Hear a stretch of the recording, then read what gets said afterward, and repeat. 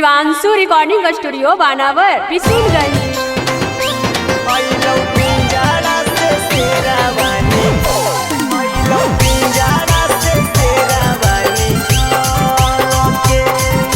Mix by Manish Arya.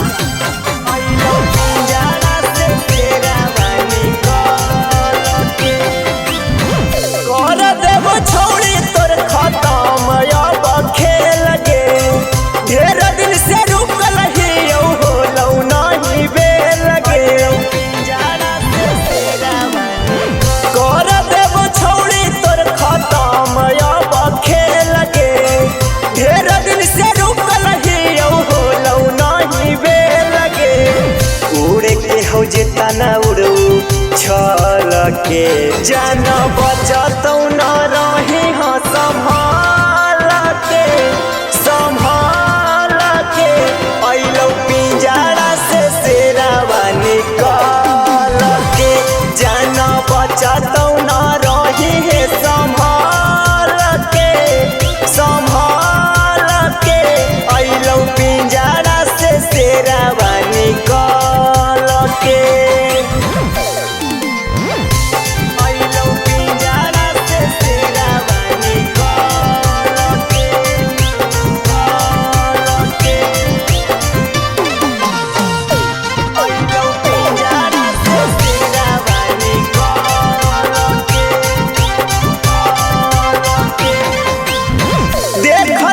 छोड़ी तोरा काम के अइतौगे, जेकर खुद होही हो न बचैतौगे। छिना देखल छोड़ी तोरा काम के अइतौगे, जेकर खुद होही हो न बचैतौगे। करबौ खराब तोर सकल के जान बचतौ न रही हाँ संभाल के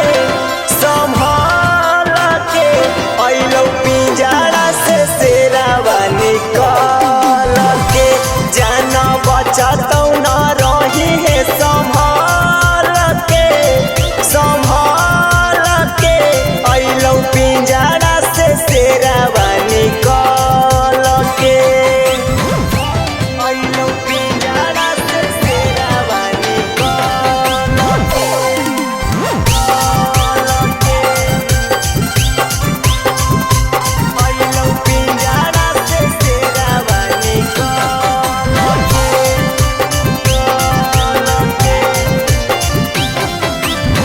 कोइले दुश्मनी तोरा बढ़ल हलौ मन गे, देखमी अब छौड़ी पागल के पागल बन गे।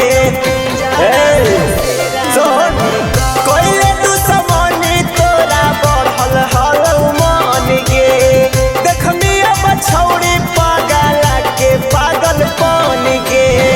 मार तो मनी सवाराई फल के जान बचतौ न रही हाँ संभाल के अइलौ पिंजरा से शेरवा निकाल के जान बचतौ न रही है संभाल के अइलौ पिंजरा से शेरवा निकाल के।